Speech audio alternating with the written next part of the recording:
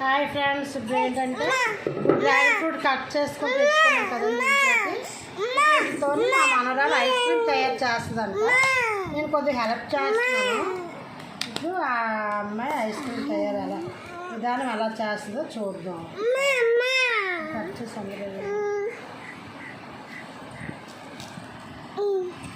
చూడండి ఫ్రెండ్స్, ఎంత రెడ్గా ఉన్నాయో ఫ్రూట్స్, ఉన్నాయో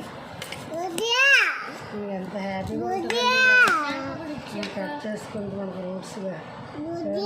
ఎంత బాగుంది చూడండి ఫ్రెండ్స్. మా మనవరాలు చిన్న మనవరాలు కట్ చేస్తుంటే ఇచ్చి మన అంటుంది వాళ్ళ అక్కని బోధియా పిలు. చిన్నోడు ఎలాగా పిలు పిలు గట్టిగా పిలు. మరి పిలిచాము చూడండి ఫ్రెండ్స్. ఇలాగ తీసుకొని ఇట్లాంటివి చిన్న చిన్న ముక్కలు కట్ చేసుకొని ఒక బాక్స్లో వేసుకొని డీప్ ఫ్రిడ్జ్లో పెట్టుకోవాలి ఫ్రెండ్స్ ఒక గంట.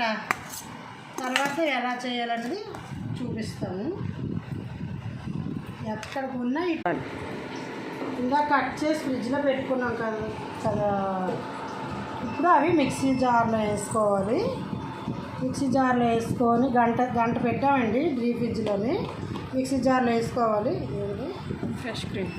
ఫ్రెష్ క్రీమ్ కొద్దిగా యాడ్ చేసుకోవాలి. దానికి దీంట్లో దొరుకుతుంది. అయ్యో అదంతా వేసేయాలి. మాకేంటంటే ఫ్రూట్స్ చాలా స్వీట్గా ఉన్నాయి కాబట్టి మేమైతే షుగర్ అది యాడ్ చేయట్లేదు. ఈ రెండు చక్కగా మిక్సీ పట్టుకొని ఐస్ క్రీమ్ మోడ్స్ ఉంటాయి కదా, ఇట్లా వేసి ఒక 5 అవర్స్ 3 నుంచి 5 అవర్స్ వరకు మనం డీప్ ఫ్రిడ్జ్లో పెట్టుకున్నాం కదండి. ఇది మనం చక్కగా ఇలా ఐస్ క్రీమ్ మోడ్స్ ఉంటాయి కదా, అట్లా లేకపోతే గ్లాసులలోనే చేసి పెట్టుకోవచ్చు. ఇందులో ఇలా చక్కగా ఫిల్అప్ చేసుకొని కనీసం 3 అవర్స్ నుంచి 3 అవర్స్ నుంచి 5 అవర్స్ ఉంచుకోవాలండి. ఎంతో హెల్తీ అయిన టేస్టీ సమ్మర్ ఫ్రెషర్ ఐస్